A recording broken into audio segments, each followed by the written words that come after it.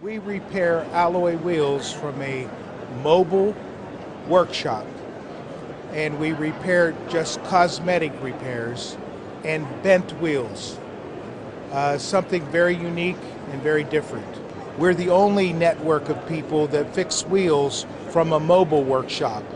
A lot of people are independents that will fix the wheel sitting on the ground, the wheel left on the car. We take the wheel off of the car and do a professional job so that even the individual customer who looks at the wheel real fine cannot see any repair whatsoever. It looks like a brand new wheel, and we give a lifetime warranty on our work. We believe franchising is the way to go because it gives people a group of people that can work together to build a business together, almost like a family. The brand is the brand, and once we develop the brand in the U.S., we're taking it across. Even today, a man from Germany said, "I know your brand," because he lives in Frankfurt and we have a franchise in Frankfurt. So you see the brand and you recognize it, you know it stands for quality. And our franchise is a group of people all working together for the same goal. That's what makes it special in franchising.